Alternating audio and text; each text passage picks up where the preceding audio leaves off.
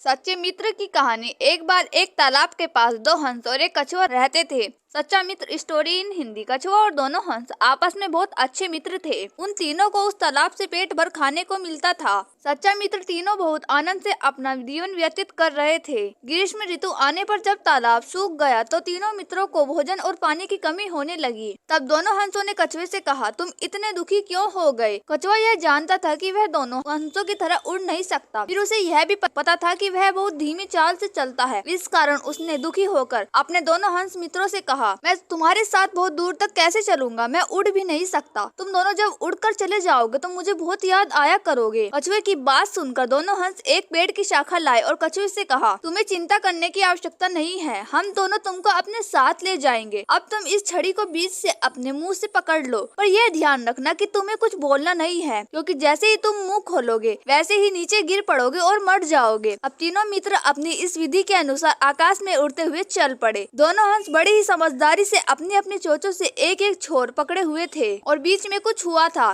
कुछ देर बाद कछुए के कानों में कुछ लोगों के चिल्लाने की आवाज आई। देखो देखो, आकाश में कछुआ और दो हंस उड़ रहे हैं। कछुए ने सोचा, यह लोग मेरी हंसी उड़ा रहे हैं, मुझे इनको ठीक करना है। जैसे ही उसने कुछ कहने के लिए अपना मुंह खोला वैसे ही वह नीचे जमीन पर गिर पड़ा और मर गया। दोनों हंस को अपने मित्र कछुए की गलती पर बहुत दुख हुआ, पर अब वे दोनों कुछ नहीं कर सकते थे। अतः वे दोनों दूर कहीं तालाब पर जाकर रहने लगे। कछुए की सबसे बड़ी गलती यह हुई कि उसने अपने सच्चे मित्रों की बात पर ध्यान न देकर उन लोगों की हंसी मजाक पर ध्यान दिया जो उसको कुछ भी भला नहीं कर रहे थे। उसका परिणाम यह हुआ कि उसे अपनी जान से हाथ धोना पड़ा। हमें अपने जीवन में यह सीखना है कि चाहे कोई भी हमारी हंसी उड़ाए या उसे मुकाबला करे, हमें अपनी समझ का सहारा लेते हुए केवल अपना भला चाहने वालों की बात अवश्य सुननी चाहिए। कछुए के दोनों हंस मित्रों ने तालाब सूखने पर कछुए को वहाँ अकेला नहीं छोड़ा, संकट में भी उसका साथ दिया। पर कछुए ने अपने अच्छे मित्रों की बात पर ध्यान नहीं दिया। वास्तव में सुनना यदि चांद है तो चुप रहना सोना है। दोस्तों, इस छोटी सी कहानी से आपको क्या शिक्षा मिलती है हमें कमेंट में जरूर बताएं और ऐसी इंटरेस्टिंग कहानियों के लिए चैनल को सब्सक्राइब करना न भूलें। थैंक यू दोस्तों।